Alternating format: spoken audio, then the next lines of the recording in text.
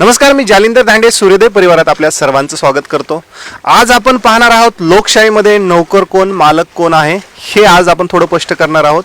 एकूणच सध्या जर पाहिलं जे लोकशाहीमधून जे निवडलेले आपले लोकप्रतिनिधी असतात ते जर खरं पाहिलं तर ते आपले सेवक असतात, परंतु सध्या ही परिस्थिती उलटी झालेली दिसते। जे सेवक आहेत ते मालक झालेले होऊ पाहत आहेत आणि जे मालक आहेत ते आहेत मालक पण त्यांना त्याची जाणीव कुठेतरी कमी असल्याचं दिसून येतं। एकूणच जो माहिती अधिकाराचा जो कायदा एकूणच पारित झाला आहे किंवा त्यासाठी एकूणच अनेक जण झटलेत, एकूणच माहिती अधिकार काय हे आपण आज स्पष्ट करणार आहोत।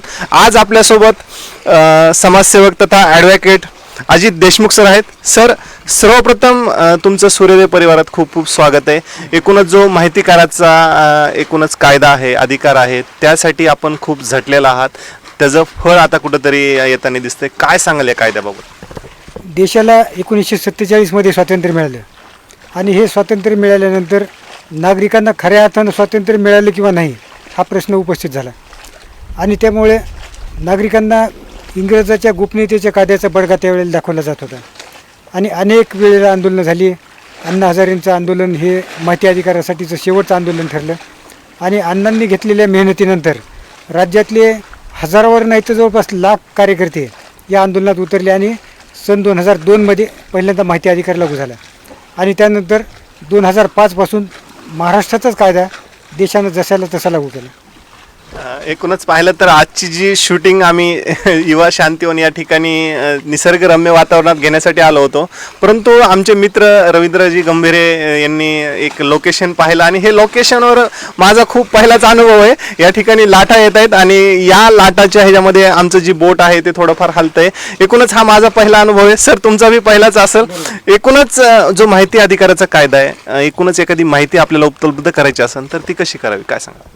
माहिती अधिकार लागू होण्यापूर्वी जर आपण पाहिलं तर राजीव गांधी पंतप्रधान असताना त्यांनी घटनेत काही दुरुस्त्या केल्या, वार्ड समिती आणि ग्रामसभा। आणि दुसरा एक मुद्दा होता त्यांचा की माहिती आणि तंत्रज्ञान वापरण्याचा प्रयत्न त्यांनी चालू केला होता। त्यांचं म्हणणं असं होतं की देशात मी ज्या वेळेला 1 रुपया ग्रामपंचायतला पाठवतो त्यावेळेला तिथं फक्त 15 पैसे पोचतात आणि 85 पैसे तिथं जात नाही आणि पारदर्शकतेचा कारभार आणण्याचा त्यांनी त्यावेळेला प्रयत्न केला होता, पण दुर्दैवाने त्याच्यानंतर तो प्रयत्न असफल ठरला आणि माहिती अधिकार लागू झाला। आता माहिती अधिकार प्राप्त झाल्यानंतर देशातल्या नागरिकांनी माहिती मोठ्या प्रमाणात हस्तगत केली आणि आपण पाहतो की 2.25 लाख कोटी रुपयांचा राजाचा कोळसा घोटाळा असेल किंवा मोठमोठे येडियुरप्पा जे मुख्यमंत्री होते त्यांना जेलमध्ये जावं लागलं, असे मोठमोठे जे लोक होते तर हे लोक माहिती अधिकारामुळेच जेलमध्ये गेलेले आहेत। आणि माहिती अधिकार आल्यानंतर देशातल्या नागरिकांना एक आशा वाटली की या कायद्यामुळं आपल्याला आता माहिती मिळत जाईल आणि वेगवेगळ्या यंत्रणांवर आपल्याला नियंत्रण ठेवता येईल। कायदा नसताना आपण लोकप्रतिनिधी निवडून देत होतो, ते लोकप्रतिनिधी आणि लोकसेवक ज्यांना अधिकारी म्हणून नियुक्त केले जात होतं हे सगळं जनतेच्या पैशावर जनतेने भरलेल्या टॅक्सवर त्यांचे पगार होत होते आणि तरी देखील ते लोकांसाठी काम करत नव्हते। परंतु माहिती अधिकारानं प्रशासनाला आणि लोकप्रतिनिधींना वळण लावण्यासाठी एक महत्त्वाची भूमिका पार पाडलेली आहे आणि खऱ्या अर्थानं माहिती अधिकाराचा जर प्रभावी आणि चांगला वापर जर होत असेल तर त्या वापरातून निश्चितच देश भ्रष्टाचाराच्या विळख्यातून बाहेर येण्याचा चांगला प्रयत्न करू शकतो। सर, हा अधिकार खूप महत्त्वाचा आहे, कायदा खूप महत्त्वाचा आहे, परंतु अनेक वेळा असं होतं की जो संबंधित अधिकारी असतो तो माहिती देण्यास टाळाटाळ करतो, याबाबत काय सांगा? माहिती अधिकारी हा कायदा आल्यानंतर त्यांची मानसिकता सुधारणं गरजेचं होतं, परंतु आजही माहिती अधिकाराचे अर्ज लोक देतात आणि हा अर्ज दिल्यानंतर अजूनही माहिती अधिकाऱ्यांची मानसिकताच ही माहिती देण्याची होत नाही, हे देशातले एक दुर्दैव आहे। प्रशासन यंत्रणा म्हणजे लोकसेवक ज्यांना नियुक्त केलेलं आहे हे लोकसेवक काम करत असताना त्यांनी जनतेच्या हिताचं काम करायला पाहिजे, परंतु जनतेच्या हिताचं काम करत असताना त्या खाचखळगे जे ठेवलेले आहेत त्यांनी किंवा भ्रष्ट मार्गाचा जो अवलंब केलेला आहे तो उघडकीस येऊ नये म्हणून ते माहिती देण्याचं टाळत आहेत आणि ह्या कायद्याच्या दृष्टीने ती एक घातक बाब ठरलेली आहे। माहिती अधिकारात ज्या वेळेला कार्यकर्त्यांना अशी निराशा येण्याचा प्रयत्न होते किंवा निराशा येते त्यावेळेला त्यांनी हातबल न होता त्यांनी वेगवेगळ्या पातळीवर जे तरतुदी कायद्याचा त्याचा अवलंब करून माहिती अधिकार कायद्याप्रमाणे वाटचाल केली पाहिजे आणि माहिती अधिकाऱ्यांना किंवा माहिती न देणाऱ्या या लबाड लोकांना जेरीस आणण्याचा प्रयत्न करून कायद्याप्रमाणे त्यांना शिक्षा होईपर्यंत त्यात भांडत राहिलं पाहिजे. अनेक वेळा स्थानिक लेवलला हे कामं काही मार्गी न लागल्यानंतर आपल्याला राज्य माहिती अधिकारी जे असतात त्यांच्याकडे पाठपुरावा करावा लागतो. हा पाठपुरावा कसा करावा? माहिती अधिकारी यांच्याकडे अर्ज केल्यानंतर त्यांनी 30 दिवसाच्या मुदतीत माहिती देणं बंधनकारक आहे. आणि 30 दिवसाच्या मुदतीत माहिती दिली नाही तर आपल्याला प्रथम अपील अधिकाऱ्याकडे अपील दाखल करता येतं. प्रथम अपील दाखल केल्यानंतर ते 45 दिवसात निकाली लागणं हे नियमाप्रमाणे आवश्यक आहे. तसं तर त्यांनी 30 दिवसात निकाल लावायला पाहिजे. पण काही अडचणी जर असतील, वेळ लागत असेल तर ते जास्तीत जास्त 45 दिवसापर्यंत त्यांना अपील निकाली काढणं गरजेचं आहे. आणि हे अपील निकाली लागलं तर तो निकाल आल्यापासून आणि जर निकाल दिला नाही तर 45 दिवस संपल्यानंतर माहिती आयुक्तांकडं मागणाऱ्या अर्जदाराला अपील दाखल करता येतं. आणि हे अपील दाखल करत असताना एक महत्त्वाची बाब अशी की राज्य माहिती आयुक्तांकडे ज्या वेळेला न्याय मागण्याचा प्रयत्न केला जातो तर 19(3) या कलमाखाली तिथं आपल्याला अपील दाखल करावं लागतं. आणि अपील दाखल करत असताना त्या अपीलाचा निकाल किती दिवसात द्यावा याला तिथं बंधन ठेवलेलं नाही. परंतु माहिती आयुक्तांची संख्या सुरुवातीला कमी होती. अण्णांच्याच आंदोलनानंतर विभाग जे आहेत महाराष्ट्रातले त्या विभागात प्रत्येक ठिकाणी एक राज्य माहिती आयुक्ताची नियुक्ती झाली. आणि ही नियुक्ती झाल्यानंतर मुंबईला मुख्य माहिती आयुक्त नियुक्त केले गेले. आणि आता प्रत्येक विभागात माहिती अधिकाराचा कायद्याचे अपील आणि तक्रारी माहिती आयुक्तांसमोर चालू आहेत. आणि मोठ्या प्रमाणात तिथं प्रलंबित देखील प्रकरणं आहेत. काही ठिकाणी आज देखील माहिती आयुक्तांची संख्या 1-2 ठिकाणी कमी आहे. आणि प्रभारी नियुक्ती असल्यामुळे बऱ्याच वेळेला माहिती आयोगाकडे देखील अपील प्रलंबित राहण्याची वेळ जास्त प्रमाणात येत आहे. आपण ज्यावेळेस एखादी माहिती हवी असते त्यावेळेस जो फॉर्म भरतो तो फॉर्म आणि एकूणच शुल्क कितीला असतं त्याला काय सांगा? माहिती मागण्यासाठी जोडपत्र अ मध्ये माहिती अधिनियमाप्रमाणे एक फॉर्म दिलेला आहे. आणि यामध्ये अर्जदारानं त्याचं नाव, आपण कोणत्या ठिकाणी माहिती मागतो त्या कार्यालयाचं नाव आणि त्या माहिती अधिकाऱ्याचं तपशील आणि आपल्याला नेमकी माहिती कोणती पाहिजे त्या संदर्भातली माहिती ही त्या अर्जामध्ये लिहावी लागते. सुरुवातीला 2002च्या कायद्यामध्ये माहिती कोणत्या कारणासाठी मागायची पाहिजे हे कारण नमूद करावं लागत होतं. परंतु 2005चा कायदा आल्यानंतर तुम्हाला माहिती कशासाठी पाहिजे हे कारण विचारण्याचा अधिकार माहिती अधिकाऱ्याला किंवा प्रशासनाला आता राहिलेला नाही. आणि या अर्जाला 10 रुपये तिकीट लावून हा अर्ज द्यावा लागतो. आणि हा अर्ज दिल्यानंतर 30 दिवसाच्या मुदतीत माहिती देणं बंधनकारक आहे. यात दुसरी एक अशी तरतूद आहे की राज्य माहिती आयोग म्हणजे अधिकाराप्रमाणे माहिती मागणाऱ्या नागरिकानं जर एखाद्या दुसऱ्या कार्यालयात माहिती मागायची असेल आणि तिसऱ्याच कार्यालयात अर्ज दिलेला असेल तर त्या कार्यालयाला तो अर्ज स्वीकारणं बंधनकारक आहे. उदाहरणार्थ एखादं मला माहिती पाहिजे आणि मी तहसीलमधली मला माहिती पाहिजे, परंतु मला कार्यालय जवळचं पंचायत समिती असेल तर मी पंचायत समितीमध्ये सुद्धा तो अर्ज देऊ शकतो. आणि पंचायत समितीनं तो अर्ज ज्या ठिकाणची माहिती मला पाहिजे त्या ठिकाणी पाठवण्यासाठी 5 दिवसाची मुदत दिलेली आहे. त्या मुदतीत त्यांनी तो मुख्य जिथली माहिती त्या अर्जदाराला पाहिजे तिथं पाठवणं बंधनकारक करण्यात आले. यातलं एक मोठं उदाहरण आहे. राज्य केंद्र शासनाच्या माहिती अधिकार कायद्याप्रमाणे ONGC कंपनीला 2005मध्ये एका अर्जदारानं माहिती मागितली होती. आणि ही माहिती मागितली होती त्याने राष्ट्रपतींकडे. आता राष्ट्रपतींचा आणि ONGC कंपनीचा संबंध येत नाही दुरान्वये देखील. त्यामुळं राष्ट्रपती भवनानं तो अर्ज त्या अर्जदाराला परत पाठवला. आणि अर्जदाराला असं सांगितलं की तुमची कंपनीकडे मागणी आहे, तुम्ही तो अर्ज तिकडे पाठवा. अर्जदारानं त्याची तक्रार केंद्रीय माहिती आयोगाकडे केली. आणि ही तक्रार केल्यानंतर केंद्रीय माहिती आयोगाने असा निर्णय दिला की राष्ट्रपती भवनानं चुकीच्या पद्धतीने अर्ज परत पाठवलेला आहे.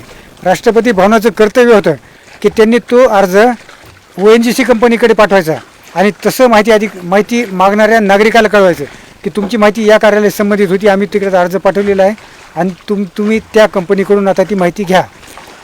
तर ही जी संकल्पना आहे, मुळात ही संकल्पना माहिती आयुक्त किंवा माहिती अधिकारी पाळायला तयार नाही. कुठल्याही कार्यालयात अर्ज दिल्यानंतर तो ज्या कार्यालयाशी संबंधित आहे तिथं तो त्यांनी हस्तांतरित करायला पाहिजे. आणि हा हस्तांतरित केल्यानंतर 5 दिवसाची मुदत वाढते. मग 30 दिवसाची मुदत आहे, तर हस्तांतरित अर्ज झाल्यानंतर तो 5 दिवसाची मुदत वाढल्यामुळं 35 दिवसाची मुदत होते. आणि 35 दिवसात जर माहिती दिली नाही तर माहिती अधिकाऱ्याने च्या विरोधात अर्जदाराने अपील करायला पाहिजे. या अर्जाला 10 रुपयाचं तिकीट लावावं लागतं. आणि या अर्जात जे 5-6 कॉलम आहेत ते अत्यंत सोपे कॉलम आहेत, मराठीतले कॉलम आहेत. त्याच्यामुळे त्या अर्जदारांनी ते कॉलम परिपूर्ण भरायला पाहिजे. आता काही वेळेला माहितीशी संबंधित कालावधी हा कॉलम भरताना लोक काय करतात की मला 10 दिवसात माहिती द्या, मला 15 दिवसात माहिती द्या, परंतु हा कॉलम त्याच्यासाठी नाही. तुम्हाला कोणत्या कालावधीतली माहिती पाहिजे ह्याच्यासाठी तो रका नाही. मग कुणाला 2005मधली माहिती पाहिजे असेल, कुणाला तारीख टाकून माहिती पाहिजे असेल की 15 ऑगस्ट 2020. तर हे अशा पद्धतीनं जे माहिती आवश्यक आहे तो कालावधी त्यात नमूद करणं महत्त्वाचं आहे. एकूणच जर पाहिलं तर या कायद्यामुळे अनेकांना फायदा झाला आहे. फायदा असा झाला आहे की शासनाच्या तिजोरीमधली रक्कम कुठं खर्च होते ह्याचा सगळा आढावा आपल्याला मिळतो. एकूणच पण यामधून बी अनेक लोक याच्या आडून गैरफायदा घेतात, अधिकाऱ्यांना दबावात आणण्याचा प्रयत्न करतात. या एकूणच या बाबीबाबत काय सांगा?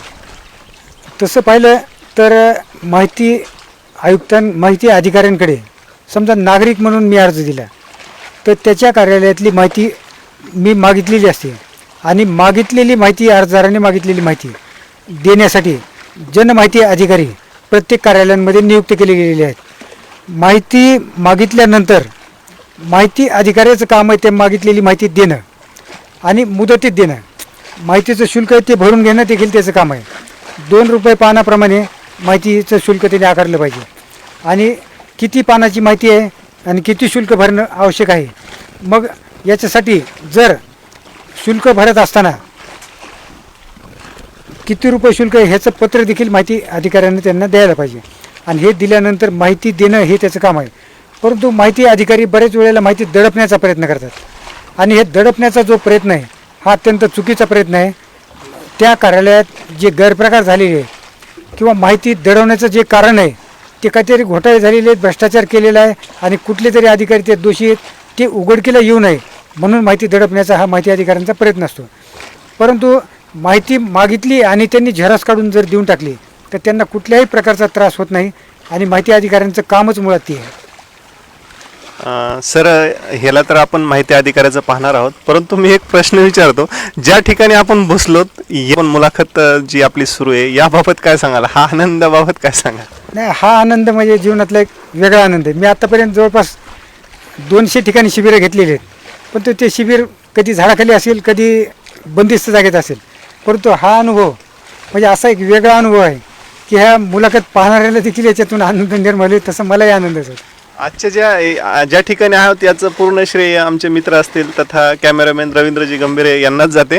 सर, माझी एखादी आपले पोलीस अंतर्गत जी माहिती आहे ती माहिती जर मला उपलब्ध करायची असेल तर मी त्या ठिकाणी अर्ज न करता मी तो अर्ज आपले महसूल खातं जी कलेक्टर साहेबांच्या अंतर्गत येतं त्यांच्याकडे जर मी अप्लाय केला तर चालतं का? काय सांगा? कायद्यात तरतूद अशी आहे की माहिती मागणाऱ्यांनी जर चुकीच्या ठिकाणी माहिती मागितली आणि त्या कार्यालयाशी संबंधित जर माहिती नसेल तर 5 दिवसाच्या मुदतीत त्यानं तो अर्ज ज्या कार्यालयाची आज माहिती हवी आहे त्या ठिकाणी देणं. दुसरी यात महत्त्वाची गोष्ट अशी की समजा एक अडाणी माणूस आहे आणि त्याला माहिती पाहिजे, त्याला अर्ज लिहिता येत नाही. या कायद्यानं तरतूद अशी केलेली आहे की विकलांग असेल, अज्ञानी माणूस असेल, शिकलेला नसेल आणि त्याला माहितीचं स्वरूप लिहायची देखील त्याची कुवत नसेल तर तो अर्ज लेखी स्वरूपात आणण्याची भूमिका देखील माहिती अधिकाऱ्याने पार पाडावी. आणि अर्जदाराला काय माहिती हवी आहे ते लिहून देण्याचं काम देखील माहिती अधिकाऱ्याने करावं. इतका हा कायदा चांगल्या पद्धतीने आलेला आहे. आणि माहिती अधिकारीच मुळात आता त्या कायद्याच्या तरतुदीतलं पालन करत नाहीत किंवा आपलं अज्ञान आहे असं दाखवण्याचा प्रयत्न करत आहेत. सरांनी खूप चांगला मुद्दा या ठिकाणी उपस्थित केला आहे. ज्यांना यातलं काही माहिती नसतं, ज्यांना अर्ज करता येत नाही, त्यांना तो अर्ज भरून देण्याची जबाबदारीसुद्धा संबंधित जे असतात आपले माहिती देणारे त्यांची आहे. एकूणच कायद्याने आपल्याला खूप तरतुदी दिल्यात, परंतु आपलं अज्ञान आपल्या कुठंतरी आड येते, आपल्याला त्याची माहिती नसते. परंतु ज्यावेळेस आपण अशा प्रकारे ज्या माहिती असतात त्या जर माहिती झाल्यानंतर आपण डायरेक्ट संबंधित विभागातून ती माहिती उपलब्ध करू शकतो. एकूणच आपले जे राज्य आयुक्त असतात यांच्या कामकाजाबाबत काय सांगाल? जसं आपण पाहतो की देशाला स्वातंत्र्य मिळाल्यानंतर वेगवेगळ्या यंत्रणा या भ्रष्टाचारानं पोखरल्या गेलेल्या आहेत. यात सगळेच अधिकारी दोषी आहेत अशातला भाग नाही. परंतु दोषी अधिकाऱ्यांचं किंवा भ्रष्ट काम करणाऱ्या अधिकाऱ्यांचं प्रमाण हे व्यापक स्वरूपात झालेलं आहे आणि चांगलं काम करणाऱ्या अधिकाऱ्यांचं प्रमाण कमी प्रमाणात राहिलेलं आहे. त्याच्यामुळं नागरिकांना आज वेगवेगळ्या परिस्थितीला तोंड द्यावं लागतं. सामान्य माणसांना त्याचे हक्क मिळत नाहीत आणि त्याच्यामुळे देखील त्यांना माहिती अधिकाराचा वापर करावा लागतो. माहिती आयुक्तांची नियुक्ती झाली आणि वेगवेगळ्या विभागात माहिती आयुक्तांच्या विभागीय माहिती आयुक्तांच्या नियुक्त्या झाल्या. परंतु ज्या वेळेला देशात माहिती आयुक्तांची नियुक्ती झाल्यानंतर ह्या माहिती आयुक्तांनी काय केलं ह्याचा म्हणजे तपास घेण्याचा ज्या वेळेला आम्ही प्रयत्न केला त्यावेळेला मी एकदा मला वाटतं 2016-17मध्ये मी मुख्य माहिती आयुक्तांकडे माहिती अधिकारात अर्ज दिला की वर्ष दीड वर्ष झालेलं आहे, तुमचं नेमकं काय काम झालेलं आहे ह्याच्या लेखापरीक्षणाच्या अहवालाची मला प्रत द्या. दुर्दैव असं की 19,100 अपिलांमध्ये माहिती आयुक्तांनी असे निर्णय दिले होते की माहिती संबंधित अधिकाऱ्याने माहिती मागणाऱ्या अर्जाला दिलेली नाही. पण माहिती दिलेली नाही हे 19,100 अपिलांमध्ये मान्य करून त्यांनी आयुक्ताने त्या दोषी अधिकाऱ्याला दंड केलेला नव्हता. हा कायदा काय सांगतो, 1 दिवसाचा जरी विलंब झालेला असेल माहिती देण्यासाठी तर 250 रुपये प्रमाणे दंड करा आणि जास्तीत जास्त 25,000ची मर्यादा ठेवलेली एका अर्जासाठी. मग ह्या 19,100 अर्जांमध्ये माहिती दिलेली नाही हे सिद्ध झालेलं आहे, परंतु ते दंड केलेला नाही. हा घोटाळा निघाला ऑडिटमध्ये, ज्यावेळेला माहिती आयुक्तांच्या कार्यालयाचं ऑडिट झालं आणि ऑडिटरने असं त्याच्यात मुद्दा काढला की 19,100 अपिलांमध्ये माहिती दिलेली नाही हे सिद्ध झालेलं असताना माहिती आयुक्तांनी दंड केलेला नाही. ह्याच्यात आम्ही शासनाकडे तक्रारी केल्या, वेगवेगळ्या व्यासपीठावर जिथं मुद्दे मांडायचे तिथं मांडले, परंतु आजही एकही माहिती अधिकारी या कायद्याचं नियमाप्रमाणे 100% पालन करायला तयार नाही. 10% सुद्धा पालन होत नाही याची शेकड्यावर नाही तर महाराष्ट्रातले हजारावर उदाहरणं आहेत. त्याच्यामुळं भ्रष्टाचाराने पोखरलेले यंत्रणेत जे अधिकारी काम करत होते, मग ते कुणी बांधकाम विभागात सचिव होतं, कुणी अजून महसूल विभागात सचिव होतं आणि त्याच लोकांच्या इकडे नियुक्त्या झाल्या माहिती आयुक्त म्हणून. मग त्यांनी सुरुवातीपासून जी कामकाजाची पद्धत होती माहिती दडवण्याची आणि गोपनीयतेच्या कायद्याचा बळगा आणण्याची, तीच पद्धत आज देखील इथं चालू ठेवल्याची दुर्दैवाने सांगावं लागतं की माहिती आयुक्त हे माहिती दडवणाऱ्या अधिकाऱ्यांवर कठोर कारवाई करायला आज देखील तयार नाहीत. आणि ही दुर्दैवी बाब ह्यासाठी की कायद्याचं एक महत्त्वाचं क्षेत्र तुम्हाला दिलेलं आहे, लोकांना न्याय देण्यासाठी तुम्हाला बसवलेलं आहे आणि आजही तुम्ही जर त्या माहिती अधिकाऱ्यांची, त्या दोषी अधिकाऱ्यांची आणि घोटाळे बाहेर न येऊ देण्यासाठी जर तुम्ही प्रयत्न करत असाल तर ही बाब अत्यंत चुकीची आहे. हे बोलतोय मी, हे जबाबदारीने बोलतोय. हजारावर नाही तर त्याच्यापेक्षा कितीतरी मोठी उदाहरणं माझ्यासमोर आहेत की त्यात माहिती दिलेली नाही हे सिद्ध झालेलं आहे. दुसरा एक महत्त्वाचा मुद्दा मी माहिती आयुक्त कार्यालयाशी संबंधित तुम्हाला एक सांगेन की माहिती अधिकाऱ्यांचं माहिती दिली नाही म्हणून अर्जदार अपील करतो माहिती आयुक्तांपर्यंत बसवतो, अशी कुठल्याही कायद्यात तरतूद नाही, या माहिती अधिकारात तरतूद नाही की ज्यानं अपील केलेलं आहे त्यानं माहिती आयुक्तांसमोर उभं राहून आपली बाजू मांडायलाच पाहिजे. अजिबात तरतूद नाही. मी माझे वैयक्तिक अपील असतील किंवा माझ्या कार्यकर्त्यांचे हाताळलेले आजपर्यंत 500,000 अपील आहे, त्या अपिलामध्ये माझा कार्यकर्ता अर्जदार म्हणून तिथे कधी गेलेला नाही आणि मी देखील वैयक्तिकरित्या माहिती आयुक्तांचं आजपर्यंत कधीही कार्यालय पाहिलेलं नाही, त्यांचा चेहरा पाहिलेला नाही. परंतु माझ्या जवळपास 500 अपिलांमध्ये माहिती आयुक्तांनी कारवाई केलेली आहे. मग सांगण्यात तात्पर्य हे की अपीलकाराला माहिती आयुक्तांसमोर हजर राहावं असं कुठल्याही प्रकारचं बंधन कायद्यात नाही. माहिती आयुक्तांचं कायम आहे की त्यांनी माहिती मागितली कोणती होती, त्याला ती माहिती मुदतीत दिलेली आहे किंवा नाही आणि नंतर गुणवत्तेवर त्या प्रकरणाचा निकाल देण्याचा. मी हजारावर निकाल आजपर्यंत गुणवत्तेवर घेतलेले आहेत. कारण बीडहून औरंगाबादला जायचं, बीडहून मुंबईला जायचं, एक तर माहिती मागणारा प्रशासनात सुधारणा आणण्यासाठी झटत असतो आणि सुधारणा आणण्यासाठी झटत असताना यंत्रणा जर त्रास देत असेल तर त्या यंत्रणेचा त्रास सहन करून त्याला माहिती आयुक्तांपर्यंत धाव घ्यायला लागते आणि माहिती आयुक्तांकडे गेल्यानंतर तिथं हजर राहण्याचं बंधन ते घालू शकत नाहीत. हे कार्यकर्त्यांना जाणून घेणं गरजेचं आहे आणि हे जर कार्यकर्त्यांनी जाणून घेतलं तर माहिती अधिकारात भांडणाऱ्यांची संख्या मोठ्या प्रमाणात होईल. आणि माहिती आयुक्तांना देखील मी या माध्यमातून एक विनंती करेन की कायद्यातल्या तरतुदीचं पालन करून तुमची शासनाने नियुक्ती केलेली आहे ना, मग तुम्ही कायद्यातल्या तरतुदीचं तुम्ही देखील पालन करा ना. काही ठिकाणी अधिकार नसताना सुद्धा लाल दिवे लावून माहिती अधिकारी आयुक्त फिरत होते, ते देखील आम्हाला काढावं लागले. मग इतके जर कायदे हातात तुम्ही घेत असाल माहिती आयुक्त म्हणून, तर हे चुकीचं आहे.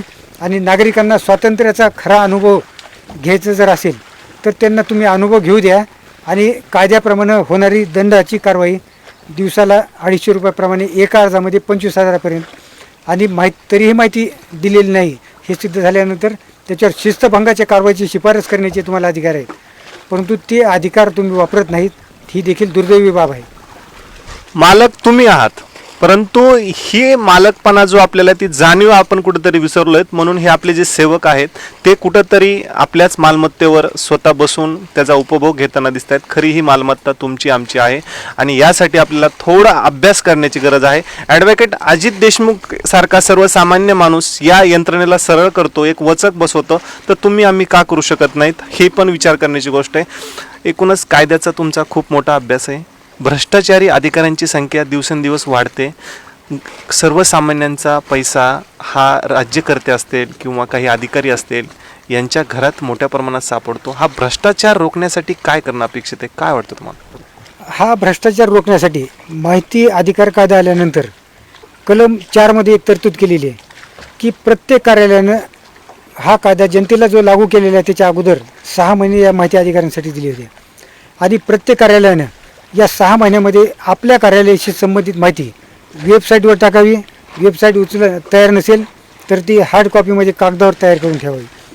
या माहितीमध्ये ज्या कार्यालयाची, समजा एक तहसील कार्यालयाचं आपण उदाहरण घेऊ, तिथं तहसीलदार कोण आहेत, वेगवेगळ्या तिथल्या खात्यामध्ये नायब तहसीलदार कोण आहेत, तिथं पेशकार कोण आहेत, तिथं कर्मचारी कोण आहेत, त्यांची नियुक्ती कधी झालेली आहे, त्या कार्यालयातली नियुक्ती कधी झालेली आहे, त्यांना पगार किती आहे आणि त्यांना वाटून दिलेलं काम कोणतं आहे, ह्याची तिथं माहिती अधिकारात त्यांनी माहिती तयार करायची होती. त्याचप्रमाणे त्या तहसील कार्यालयामध्ये रेशन दुकानदार किती आहेत, रेशन दुकानदाराकडे कोणकोणते कार्ड जोडलेले आहेत, त्या रेशन दुकानामध्ये कार्डधारकांची यादी कोणती आहे, त्या कार्डधारकाच्या नावापुढं त्यांच्या कुटुंबामध्ये किती व्यक्ती आहेत आणि त्यांना धान्य किती देणं आवश्यक आहे, कोणत्या दरानं देणं आवश्यक आहे, ही माहिती. त्याचप्रमाणे तहसील कार्यालयात किती सजा आहेत, कुठं कोण तलाठी काम करतो, कोणत्या सजामध्ये कोणते कोणते गावं येतात, त्याच्यावर नियंत्रण ठेवणारा मंडळ अधिकारी कोण आहे, त्याच्यावर नियंत्रण ठेवणारा नायब तहसीलदार कोण आहे, तहसीलदार कोण आहे, ह्याची माहिती. त्याचप्रमाणे तहसीलमध्ये ज्या शेकड्यावर समित्या आहेत, मग ह्या समित्या तलाठ्याच्या कामाच्या संदर्भात जर समिती असेल तर ती समिती कधी काम करते. त्याचप्रमाणे महसूलची फेरफार घेण्यासाठी तलाठी काय करतात, धान्य वाटपाबाबत काय होतं, दक्षता समिती तिथं स्थापन झालेली रेशन धान्य वाटपासंदर्भात त्या समितीची बैठक, तर ह्या वेगवेगळ्या बैठका कधी होतात ह्याची देखील तिथं त्यांनी त्या कागदपत्राप्रमाणे माहिती अधिकारात तरतूद करून ठेवायला पाहिजे होती की हे आमचं ठरलेलं आहे असं. आणि ही सगळी माहिती त्यांनी वेबसाईटवर टाकायला पाहिजे होती. प्रत्येक खात्याचा लाभार्थी जो आहे त्याची माहिती वेबसाईटला टाकण्याचा उद्देश शासनाचा या कायद्यामागचा ही होता की ही माहिती अधिकारात कमी प्रमाणात मागता यावी. कारण मला जर मी जर वेबसाईटवर टाकलं की बीड तहसीलमध्ये रेशन कार्डधारक किती आहेत, मला ती यादी दिसेल, तालुक्यातले दुकानदार किती ते दिसेल, त्यांना माल किती येणार हे दिसेल. हे जर माहिती अधिकारात जर मिळत असेल तर त्या रेशनमधला काळा बाजार थांबला असता. परंतु तो थांबवायला हे प्रशासन तयार नाही आणि कलम 4च्या 17 कामाची माहिती आज देखील तयार नाही. मी एक उदाहरण म्हणून एक सांगतो की मी एकदा जिल्हा परिषदमध्ये सीओनकडे गेलो होतो. मला वाटतं तो एक माहिती अधिकार आल्यानंतर एक 2008-09च्या दरम्यानचा कालावधी होता. मला तिथे एक पत्र दिसलं ग्रामविकास खात्याचं की राज्यातल्या प्रत्येक सीओना त्यांनी सांगितलं होतं की 12-13 वेळेला मागूनसुद्धा तुम्ही आपल्या खात्याची जिल्हाअंतर्गतची माहिती कलम 4(1) पाठवत नाही. मग मी विचार केला की आपल्या सीओना ते पत्र आलेलं आहे, पण महाराष्ट्रातल्या सीओना सचिवांनी पाठवले ग्रामविकास खात्याच्या, याचा अर्थ तिथली माहिती देखील तयार नसेल. मग मी ग्रामविकास खात्याच्या सचिवांना 29 मुद्द्याचं एक पत्र पाठवलं की तुमच्या खात्याची माहिती द्या. आणि योगायोग असा की त्या खात्याचीच माहिती तयार नव्हती आणि त्याचा परिणाम असा झाला की माझा अर्ज शासकीय खर्चानं 30,000 कार्यालयांमध्ये झेरॉक्स काढून शासकीय अधिकाऱ्यांना पाठवावा लागला. जे माहिती अधिकारी माहिती अधिकार कायद्याचं उल्लंघन करून त्या अधिकाऱ्यांचं ऐकून आपले कलम 4ची माहिती तयार करत नव्हती. त्या 30,000च्या वर लोकांना माझ्या अर्जाच्या दणक्यामुळे माहिती तयार करावी लागली. आणि इतकंच नाही तर आज माझ्याकडे कोल्हापूर, सातारा, सांगली अशा जवळपास महाराष्ट्रातल्या 17 का 18 कार्यालयातली माहिती म्हणजे ऑनलाईन मिळाली, म्हणजे CD मध्ये मिळाली माहिती. मग ती माहिती अपूर्ण स्वरूपात का असत नाही, परंतु ती माहिती तयार अधिकाऱ्यांच्या दबावाने होत नव्हती. ती माहिती अधिकारातल्या कार्यकर्त्याच्या दबावानं शासनाला तयार करावं लागली. अशा प्रकारचं मोठं काम माहिती अधिकारात कार्यकर्त्याला देखील करता येतं. यात मी दुसरं एक उदाहरण तुमच्या माहितीसाठी सांगेन की हा कायदा आल्यानंतर या कायद्यात दारिद्र्य रेषेखालच्या अर्जदाराला मोफत माहिती द्यावी अशा प्रकारची एक तरतूद आली. आणि दुर्दैव असं की कुणाच्या तरी खांद्यावर बंदूक ठेवून कुणीतरी माहिती मागायची आणि दारिद्र्य रेषेखाली मागायची. ह्याच्यावर मग आम्ही अभ्यास सुरू केला की नेमकं दारिद्र्य रेषेखाली माहिती मागणारा माणूस करतो काय. तर बऱ्याच वेळेला आम्हाला दिसलं की तो माणूस निरक्षर आहे, त्याला माहिती काय मागितली हे देखील माहीत नाही. आणि योगायोगाने एक उदाहरण हिंगोली जिल्ह्यातलं समोर आलं. ते उदाहरण असं झालं की EGSची माहिती तिथं एका अर्जदाराने मागितली आणि त्या खात्याने ती माहिती जवळपास 2 पोते भरून माहिती तयार केली आणि त्या अर्जदाराला द्यायला गेले. त्या अर्जदाराला द्यायला गेल्यानंतर तो एका झोपडीत राहत होता. उदाहरण ह्याच्यासाठी हे की झोपडीत राहणाऱ्या त्या माणसाला त्या अर्जामध्ये काय लिहिलं ह्याची देखील माहिती नव्हती. आणि मग ते उदाहरण प्रशासनाने देखील समोर आणलं की ह्या माणसाला माहिती मागितली कुणी, मागितली कोणती हे देखील माहीत नाही. तर अशा प्रकारची माहिती मागितली जात आहे. मग त्याच्यात देखील आम्ही पाठपुरावा केला आणि दारिद्र्य रेषेखालच्या माणसाला 50 पानापर्यंतची माहिती द्यावी, बाकी मोफत देऊ नये अशा प्रकारची एक तरतूद एका अर्जापुरती 50 पानाची माहिती द्यावी अशी शासनाने तयार केली. म्हणजे माहिती अधिकारात भांडत असताना फक्त माहिती अधिकाऱ्यांच्या विरोधात न भांडता प्रशासनाला वळण लावण्यासाठी किंवा कायद्याचा चांगला वापर होणं कसा व्हावा यासाठी अर्जदारांना, नागरिकांना देखील वळण लागावं या दृष्टीने देखील आम्ही बऱ्याच वेळेला प्रयत्न केलेला आहे. सर, अनेक वेळा मी पाहिलं आहे एखादा अधिकारी दोषी असन, कर्मचारी दोषी आढळला तर त्याच्यावर तात्पुरती विलंबनाची कारवाई केली जाते, त्याला दुसऱ्याकडं ट्रान्सफर केलं जातं. परंतु यानंतर त्यांनी काही आर्थिक व्यवहार जर केले तर त्याला परत त्याच पोस्टवर इतर जिल्ह्यामध्ये ट्रान्सफर केलं जातं. दोषी असतानाही त्याच्यावर कारवाई न करता परत त्याच्याकडे तो चार्ज दिला जातो. हे कुठंतरी थांबलं पाहिजे. यासाठी सर्वसामान्यांनी काय करावं, काय वाटतं? अगोदर अँटी करप्शन खात्यात लाच घेताना पकडलेल्या माणसाला त्या केसचा निकाल लागेपर्यंत निलंबित केलं जात होतं. परंतु शासनाने पाहिलं की जवळपास 75% केसेसमधले आरोपी 5-5, 10-10 वर्ष केस चालल्यानंतर सुटतात आणि त्यांना पुन्हा पूर्ण वेतनावर कामाला घ्यावं लागतं.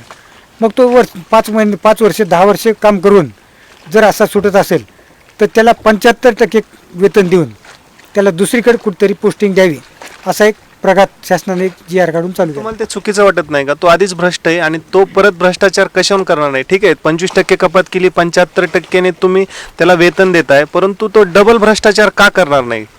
माझं तेच म्हणणं आहे की हा जो GR काढला तर ह्याचा या GRचा फायदा भ्रष्ट लोकांना पुन्हा पुन्हा मिळत गेला. आणि 2-3 उदाहरणं तर असे 3 उदाहरणं की त्याच्यात 3-3 वेळेला अँटी करप्शनची केस झाली तरी देखील त्या माणसाला पुन्हा त्या जागेवर पोस्टिंग दिली जाते. शासनाचं मुळात भ्रष्टाचाराला समर्थन देण्याचं जे उद्देश आहे तर तो उद्देश याच्यातून पुढे येतो आणि या उद्देशाला पारदर्शकताच फक्त समोर आणू शकते. आणि यात महत्त्वाची गोष्ट अशी की ज्यावेळेला भ्रष्ट अधिकाऱ्याची पुन्हा पुन्हा चांगल्या पोस्टवर नियुक्ती होते त्यावेळेला जनतेनं देखील आता आवाज उठवण्याची वेळ आलेली आहे. आणि जोपर्यंत जनता अशा ठिकाणं, अशा लोकांवर नियंत्रण ठेवण्यासाठी पुढे येणार नाही तोपर्यंत शासनातले मगरूर जे अधिकारी आहेत ते असंच करत राहणार आहेत. त्याच्यामुळे शासनाने हे धोरण बदलायला पाहिजे. आणि केसेसचा निकाल दुर्दैवाने जे 10 वर्ष 5 वर्ष लागतो ह्याच्यासाठी फास्ट ट्रॅक कोर्टची नियुक्ती करून 6 महिन्यात, वर्षभरात कसा निकाल लागेल यासाठी शासनानं प्रयत्न करायला पाहिजेत. यात दुसरा मुद्दा असा की प्रत्येक ठिकाणी केस होते अशातलाच भाग नाही, परंतु एखाद्या अधिकाऱ्यावर भ्रष्टाचाराचे आरोप होतात आणि त्याची चौकशी चालू होते त्याला देखील साईड पोस्टला टाकायला पाहिजे. आणि चौकशी तात्काळ करण्यासाठी एक यंत्रणा चांगली सक्षम उभा राहायला पाहिजे आणि कुठलं तरी कायद्याचं बंधन चौकशी अधिकाऱ्याला द्यायला पाहिजे. ह्याच्यात देखील एक उदाहरण आहे की 16 वर्षापूर्वी पेन्शनवर निघालेला माणूस त्याच्यावर एक विभागीय चौकशी कृषी विभागात चालू होती आणि तो माझ्याकडे आल्यानंतर मी त्याचे निलंबन आदेश पाहिला आणि शासनाकडून ज्या वेळेला माहिती घेतली तर त्या प्रकरणात 22 अधिकाऱ्यांना एकाच दिवशी विभागीय चौकशीत प्रारंभ करून त्यांना दोषी ठरवण्यात आलं होतं. म्हणजे त्यांची चौकशी प्रारंभ केली होती. यातले अधिकारी पेन्शनवर जाऊन 16 वर्ष होऊन देखील ती चौकशी तशीच चालू होती. अशा प्रकारची चौकशी चालू असताना माहिती अधिकारीच मी विचारले की तुम्हाला कोणत्या कायद्याप्रमाणे ही चौकशी अशी चालू ठेवता येते. उत्तर देण्यापूर्वी त्या सगळ्यांना त्या चौकशी समितीनं दोषमुक्त केलं. माझं म्हणणं आहे की तुम्ही 16 वर्ष कुणी भांडते का ह्याची वाट पाहू नका. तुम्ही कायद्यातच अशी तरतूद करा ती कुठली चौकशी असेल तुम्ही त्याला मुदत द्या, महिना 2 महिन्यात चौकशी झाली पाहिजे. कारण मुद्दे लहान असतात चौकशीचे. ते 10 कागद समोर ठेवलं तर तो माणूस दोषी आहे का नाही हे लगेच दिसतं. कुठलं काम झालेलं आहे करण्याचं ते झालं आहे का नाही हे देखील तुम्हाला चौकशीत एक चक्कर मारली दिसतं. तिथं तुम्ही चौकशी प्रलंबित ठेवून घोटाळे बहादरांना संधी देण्याचा जो प्रयत्न करता तो चुकीचा आहे. त्यामुळे कायद्यात दुरुस्ती करून या चौकशांना देखील मर्यादा आणली पाहिजे. 2 महिने 3 महिन्यात चौकशी कशी होईल यासाठी शासनाने देखील प्रयत्न करायला पाहिजे. आज सध्या जर पाहिलं तर अनेक राज्यकर्ते म्हणतात एवढा निधी आला, तेवढा निधी आला, एवढे कामं आहेत, तेवढे कामं आहेत, परंतु ते कामं होताना दिसत नाहीत आणि भ्रष्टाचाराच्या घटना वाढताना दिसत आहेत. अशा वेळी एक सर्वसामान्य नागरिक म्हणून काय करणं अपेक्षित आहे? आपण एक तज्ज्ञ आहात, जिल्ह्यातील असेल किंवा राज्यातील किंवा देशातील नागरिकांना काय आव्हान कराल? आपण माहिती अधिकारात काम करत असताना मी माझ्या पातळीवर देशातला किंवा जिल्ह्यातला किंवा राज्यातला 5 ते 7 हजार कोटींचे जे घोटाळे होत होते ते वाचवले. तर शासनाला 7,000 कोटी रुपयांपर्यंत आपण वाचवलेलं आहे. देशात जर आज जर परिस्थिती पाहिली तर प्रत्येक ठिकाणचा नागरिक आज त्या ठिकाणी काम होत नाही, योजनेचा लाभ मिळत नाही किंवा वेगवेगळ्या पातळीवर जो अन्याय होतो त्यासाठी तक्रारी करतो. परंतु या तक्रारी करत असताना त्याला लवकर न्याय मिळत नाही. या तक्रारदारांना मी एक आवाहन करेन की आजपर्यंत तुम्ही केलेल्या तक्रारीत कारवाई झालेली नाही म्हणून निराश होऊ नका. माहिती अधिकारात तुम्ही माहिती मागा की तक्रार केल्यानंतर त्याच्यात आजपर्यंत काय काय झालं याची सगळी माहिती मला द्या. त्या तक्रारीच्या अनुषंगाने लावलेली टिप्पणी आणि तक्रारीच्या अनुषंगाने केलेला पत्रव्यवहार आणि चौकशी अधिकाऱ्यांनी दिलेले अहवाल ही माहिती तुम्ही मागून घ्या. आणि ही माहिती मागितल्यानंतर तुम्ही त्याचा अभ्यास करा की ह्याच्यात तक्रारीत आपली चौकशी झालेली आहे किंवा नाही. जर झालेली नसेल तर तुम्ही दप्तर दिरंगाई कायदा 2005 आलेला त्याची देखील त्याला जोड लावा की कोणत्याही टेबलवरचा कागद किती दिवसात पुढे गेला पाहिजे. तो गेलेला नसेल तर त्या अधिकारावर शिस्तभंगाची कारवाई झाली पाहिजे. त्याची देखील तुम्ही मागणी करा. माहिती अधिकारातून पारदर्शकता आणत असताना तुमच्या तक्रारीचं निराकरण करण्यासाठी वेगवेगळ्या कायद्यातल्या तरतुदीचा बारकाईने जर अभ्यास केला तर तक्रारदार निराश होणार नाही. आणि वेगवेगळ्या पातळीवर बसल्या देशातला 100 रुपयापासून ते हजारो कोटी रुपयांपर्यंतचा घोटाळा एक नागरिक आपल्या बसल्या जागेवर सुद्धा वाचवू शकतो. आणि देशकार्य हे मोठ्या प्रमाणात माहिती अधिकारातून होऊ शकतं. त्याच्यामुळं कुठल्याही नागरिकांनी निराश न होता किंवा माहिती मागणाऱ्या अर्जदारांनी निराश न होता चांगल्या पद्धतीने पारदर्शक काम जर करीत राहिले आणि वेगवेगळ्या ठिकाणी माहिती मागत असताना त्याचा पाठपुरावा पारदर्शकतेने करत राहिला तर त्यातून देशाची आर्थिक सुबलता वाढेल आणि नागरिकांना योजनेचे लाभ मिळतील. त्यामुळं कार्यकर्त्यांना जास्तीत जास्त प्रमाणात माहिती अधिकाराचा वापर करून निराश न होता शेवटच्या टप्प्यापर्यंत एकदा नव्हे अनेकदा भांडत राहावं असंच मी त्यांना आवाहन करेन. धन्यवाद सर. एकूणच बीड जिल्ह्याला लाभलेला अनमोल हिरा म्हणजे ॲडव्होकेट अजित देशमुख. आत्तापर्यंत सरांनी खूप भ्रष्टाचाराच्या घटना उघडकीस आणल्यात आणि एखाद्याला जो अत्याचार अन्याय कुठंतरी होत असतो सर्वसामान्यांना त्यांना न्याय देण्याच्या भूमिका त्यांनी आत्तापर्यंत निभावली आहे आणि यापुढेही निभावत आहात. सर पुढील कार्यास तुम्हाला खूप खूप शुभेच्छा. मालक आणि सेवक यातील फरक आज जो होता तो या रिपोर्टच्या माध्यमातून स्पष्ट करण्याचा आम्ही एक छोटासा प्रयत्न केलेला आहे. ॲडव्होकेट अजित देशमुख सरांसारखी माहिती तुम्हापर्यंत जर असली तर जिल्ह्याचा विकास का होणार नाही, राज्याचा विकास का होणार नाही, देशाचा विकास का होणार नाही. सध्या जर पाहिलं तर बीड जिल्ह्यामध्ये आपलेच राजकीय नेते म्हणतात एवढा निधी आला, तेवढा निधी आला. मग तो निधी गेला कुठे, विकास कुठं दिसला? का माझ्या जिल्ह्याला आत्तापर्यंत मागासलेला जिल्हा म्हणून ओळखला जातो? का माझ्या जिल्ह्यातला 6 लाख ऊसतोड कामगार पश्चिम महाराष्ट्रात जातो? हे कुठंतरी बदललं पाहिजे. हे बदलत का नाही याचं उदाहरण म्हणजे तुम्ही आम्ही गाफील आहोत. तुम्ही आम्ही ह्या सत्ताकारांना, ह्या अधिकाऱ्यांना प्रश्न विचारत नाहीत. आपण प्रश्न विचारत नाहीत म्हणून हे अधिकारी लोक आपला गैरफायदा घेतात आणि आपल्या विकासासाठी आलेला निधी हेच अधिकारी वेगळ्या मार्गाने नेण्याचा प्रयत्न करतात. आपण कुठंतरी सक्षम झालं पाहिजे, कुठंतरी वाचन वाढवलं पाहिजे आणि येणारे जो आपले निधी आहे विकासाचा तो आपण विकासाच्या कामी लावण्यास हातभार लावला पाहिजे. कॅमेरामॅन रवींद्र गंभीरसोबत मी जालिंदर धांडे, पाली.